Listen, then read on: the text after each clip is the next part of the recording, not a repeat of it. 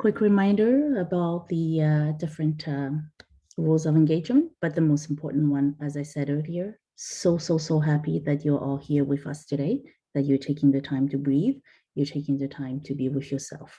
So that is number one. The number two is the MRI, which is the most respectful interpretation, hoping that we all take everything that is presented today that we are sharing together as a tool, and also I would say maybe some gifts that we can apply when we are able to apply them in situation of our lives. If you do have, a couple of things such as your phone or TV or radio on, it's a good time to turn them off when we are spending this time together, just so you can completely dedicate yourself to yourself. Thank you. So, mindfulness of emotions. We started our adventure together, I would say a couple months ago, when we restarted the whole series of Sounds Truths Mindfulness. And it brought us to the practice of our breathing, slowing down, be conscientious about, how body reacts every time that we are not noticing what's going on, and every time that we are noticing what's going on. So we did a lot of exercise to bring us to here. The culmination of all the practices bring us to here. And what is here? Here will be, how we are making sure that we're continuing the practice of noticing our emotions and what's going on in our mind when we are in the present moment. I'll come back to, this is a cheat sheet to help us to do the observation of our emotion, and then also a reminder of this wonderful quote from Viktor Frankl. Actually, this is a priceless quote for me, and I don't know how many times I have been using it. I use it in my coaching, I use it in my conversation with my children, my grown children, and I also use it with my elderly parents. I mean, they're Chinese with a very competitive mind, and I like to remind them that, this quote actually is the foundation of how we react and then how we are pacing ourselves into facing the next step. So why is it so important, understanding our emotions on our day-to-day life? And I'll just give you a very small example of what is happening to us. So we've been 2 years into the COVID, and then this is no surprise to you. And then we had, wave 1, 2, 3. I remember the last wave we were talking about was wave 4. And then we just stopped talking about waves because I don't know how many waves it will be.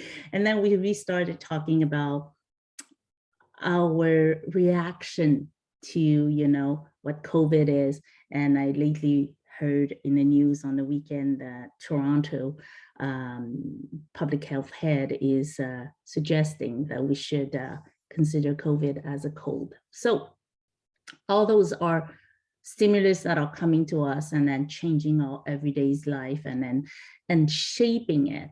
And while we are actually surfing that wave, because there's no more wave 1, 2, 4, or etc., but we are actually on top of that, and we are with our little surfboard, we're surfing it. While we're surfing it, we are adapting our reaction to everything that is happening. And we sometimes do not notice the toll that it takes on our body and our energy level, our, I would say, agreeableness, the way that we are, with everyone on a day-to-day basis. And you know why and how I'm seeing this? We spend a lot of time on face-to-face through virtual meeting. And the difference between in-person meeting and virtual meeting is when we're in a room, we're sitting with another 10 people. We can sometimes be behind someone. We can be sometimes, at the front. We don't necessarily need to be seeing the 10 faces at the same time. But when we are on a virtual meeting, and especially that we are trying to be, present, so we turn on our camera, I can see the changes in people's faces, in people's, level of energy. And we can also see frustrations and emotions coming up.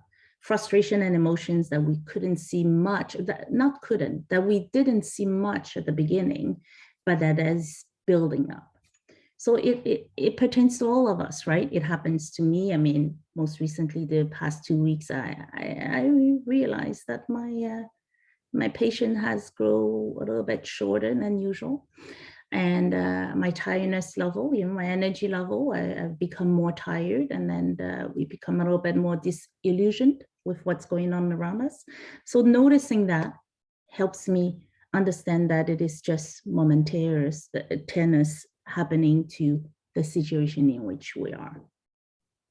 So this cheat sheet is in our PowerPoint that you can download and then be using. What I would like about the Viktor Frankl one is that constant reminder to me that whatever happens, whatever people say, whatever that I'm hearing in the news, there's always something in between that is happening. So that is how I react, and then how I would react if I'm not emotional, if I'm not tired, if I am not surfing the wave for the 5th or the 6th or the 10th time, if I'm not in the middle of this, if I'm not in the middle of that. So understanding the state in which we are actually saves us already half the work. So this is where I wanted to bring us and then bring our mind before we go into the practice together. If you do have any questions in between, I am inviting you to bring it to the chat box there so we can actually have that meaningful conversation right after the session's podcast. So we'll be seeing chapter 14 today, and we are starting the emotional and intelligence, and then we're going into the mindfulness of emotion. And so I'm going to ask you to spend the next 12 minutes the most relaxed possible in an environment that you're not being bothered in any way, and then just stay with us until we'll just have that conversation. So happy listening. The mindful awareness that we've been practicing with so far has brought us into closer touch with our breath and body. Now we'll extend the power of mindfulness to the whole river of human emotions and feelings that continually flows through our lives. Mindfulness of feeling directs us to notice the qualities of pleasantness or unpleasantness in the body. And along with these bodily feelings, we can also notice the full range of emotions: sorrow, anger, love, fear. As we continue in this program, we'll refer to feelings and emotions together because mindfulness of both dimensions is necessary if we're to navigate with clarity and wisdom. To be clear, the emotions we regularly experience, whether it's depression or confidence, anxiety or trust, directly determine how we respond to our life. If our boss or coworker makes a critical comment, and we happen to be excited by a new relationship or gratified by a recent accomplishment, it might simply roll off.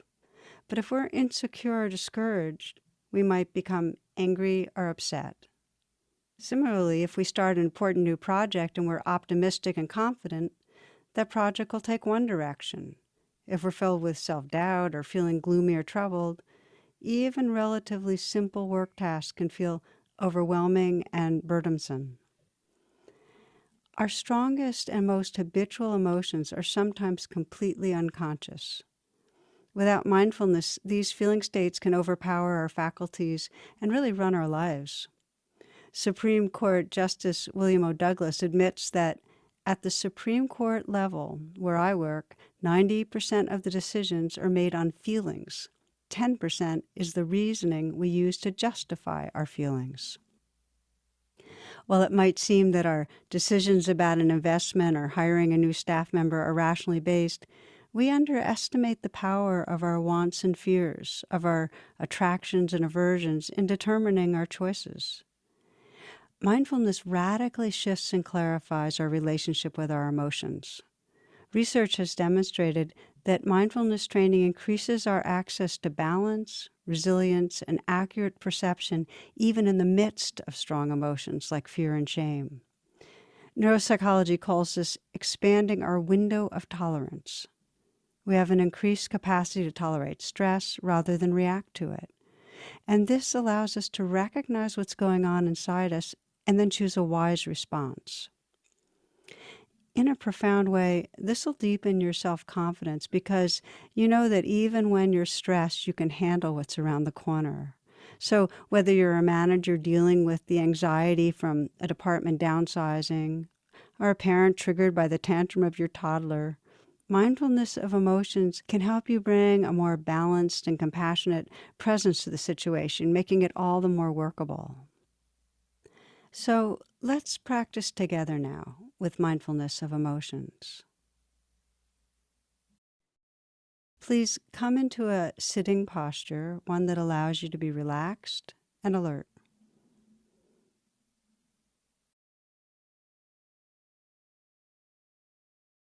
And as your body becomes still, establish a simple sense of presence by noticing the state of your body and mind.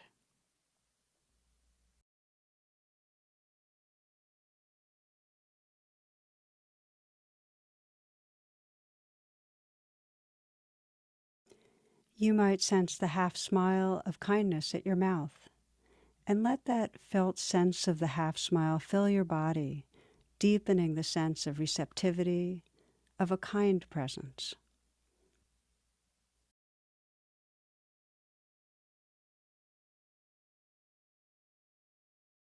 Now, bring a relaxed and focused attention to your primary anchor, the body or the natural rhythm of the breath.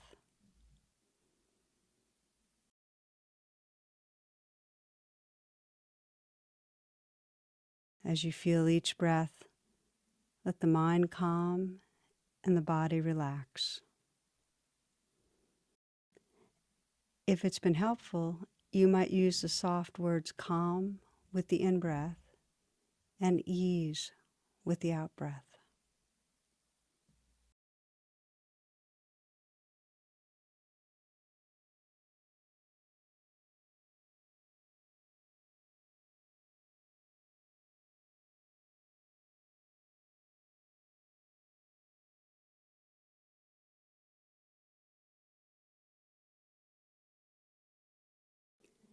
Now that you've settled a bit with your primary anchor, turn the same quality of careful attention to notice whatever feelings are present right now. As you do this, let your mindfulness have an attitude of gentleness, of care, and of interest.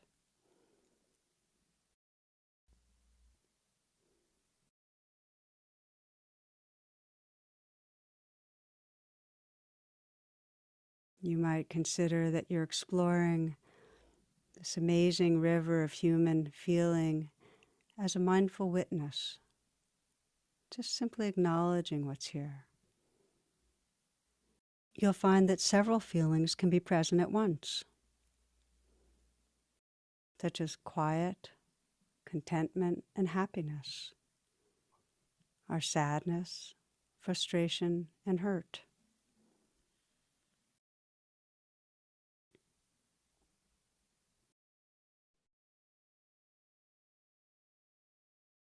Sometimes there may seem to be very few feelings.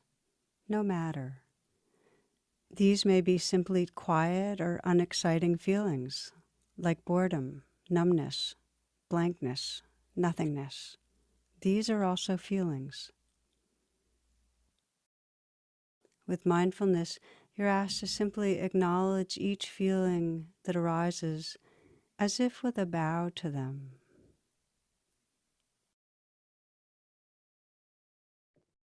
No need to judge, just let them be. They're part of the human river of feelings, and as the poet Rumi instructs, treat each guest honorably.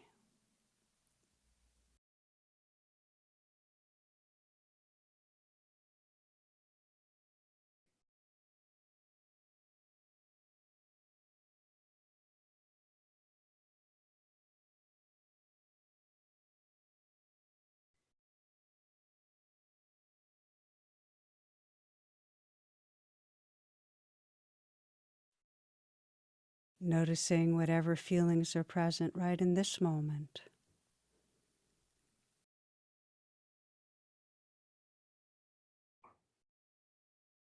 Also notice how the feelings are experienced as body sensations, whether it's anxiety or joy, resentment or friendliness. Each can be felt as patterns of energy and sensations in different parts of the body. See if you can sense where feelings live in your body and how the sensations feel, opening to whatever you're aware of with a kind, receptive attention.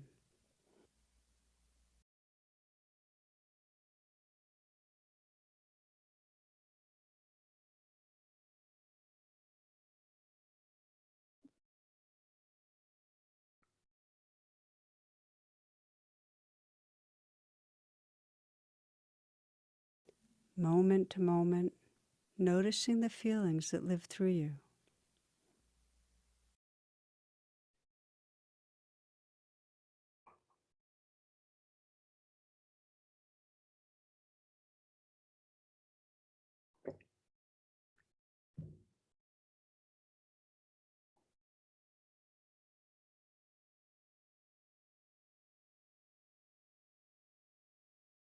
You might ask, what is happening inside me right now? And can I be with this?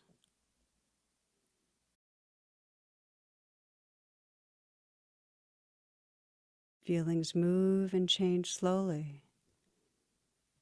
Simply notice them and let them be. The point is not to stop the river of feelings, but to know them with awareness.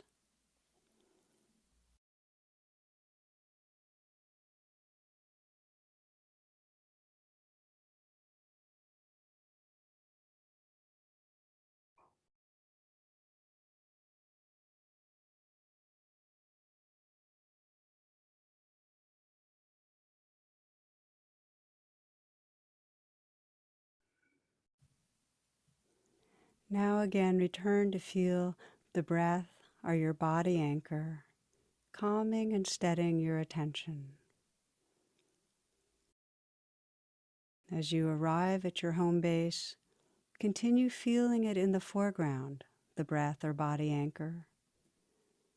And as you do, you can sense in the background whatever feeling states are here. If a strong feeling arises, then let the breath recede. And again, acknowledging, bowing to whatever feeling is predominant. And then when it no longer calls your attention, arrive again in your home base. In this way, you're learning to be centered, balanced, and present for the breath, body, and emotions, responding as needed, wisely and aware of them all.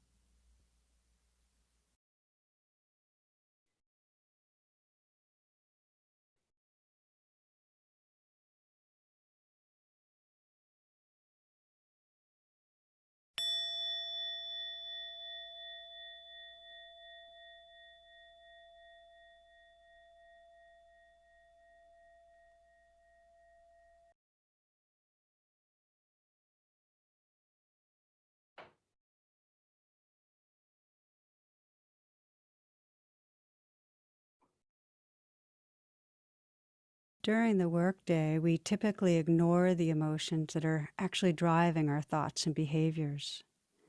You can practice attuning to what's going on by pausing briefly when you get an indicator that you're reactive or off balance.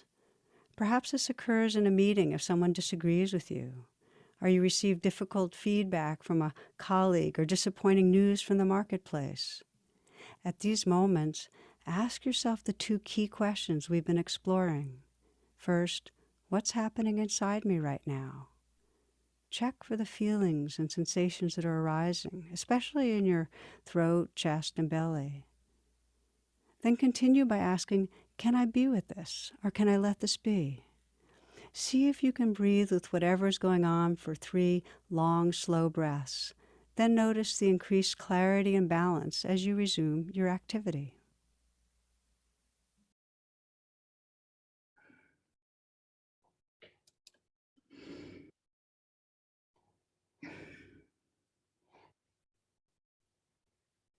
How's everybody doing? We're going to have a quick discussion of 5 minutes before 12:30, but I'm going to move to my last slide because that is a good visual that I would like us to take on. I love her last words that Tara Brach was saying. Ask yourself what is going on within ourselves, how we're feeling. I remark every time something like that happened in a meeting. I mean, I recently had one a couple days ago, and I remember the first thing we always do instinctively is, what's wrong with that person?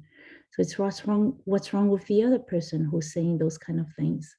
And we rarely turn to ourselves and say, wow, that remark made me feel this way or that way. And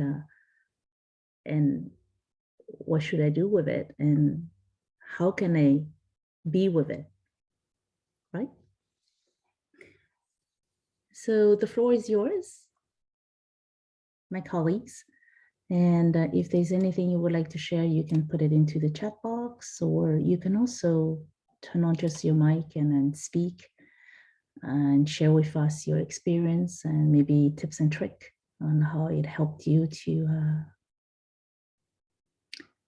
practice this or notice this in day-to-day experience. So I'll just say, Sylvie, it like this with this picture that you've got, it is easy just to get the initial thought and not give it any more thought. And it's okay to have that initial thought, but if you do have the initial thought, go back, and this is what I do. I have the initial thought, I always do. And then I stop and okay, why am I thinking that way? And so then I have to dig in what's going on, why, so. This is so wonderful. Thank you. So we have a sharing on the chat room here. And Vera is saying it's nice to hear from others that sometimes they too feel like an imposter. Everybody feel the same way. I mean, we all have those doubts. We all have those thoughts, doubts and thoughts in our mind. We just don't realize it. We don't share it. We don't necessarily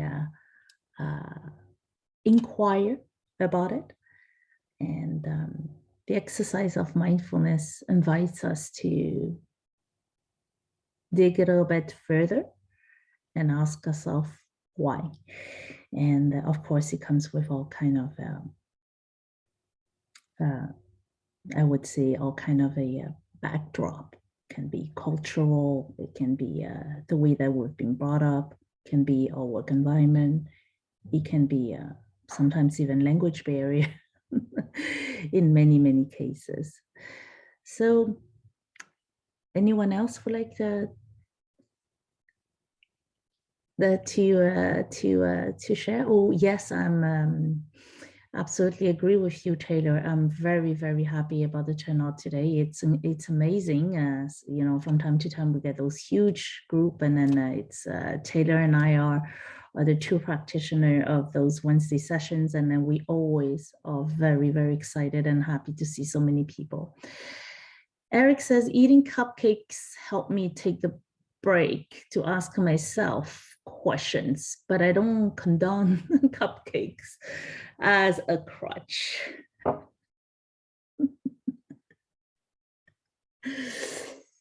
I'm noticing a lot of emotion related to the truck convoy. Yes, absolutely. These can actually bring many other discussion. Yushwan saying, I generally tell my magma that I have limited knowledge and I can only offer common sense interpretation, so they know not to have high expectation of me. Oh, wow.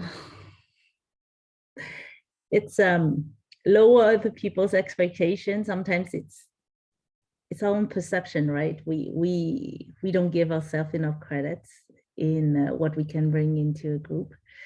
I am so very, very happy about everything that you bring in today. And then your presence, just your sheer presence is making this session absolutely wonderful. And knowing that you're all here sharing this energy with us. Taylor said it so well. I'm so very happy. And I wanted to thank you all. Thank you all for the time that you've taken for yourself first. Very, very proud. And just nice tap on your shoulder. And Reg here says, oh, thank you. So Reg is actually thanking for those sessions, and then be here, just be here with us. Reg is a huge bonus. We appreciate it very much. So everyone, I would like to wish you a wonderful Wednesday. It is 12:30. So here in Ottawa time, of course, since you're joining from different parts of the country, I'm wishing you a wonderful afternoon and the rest of the week.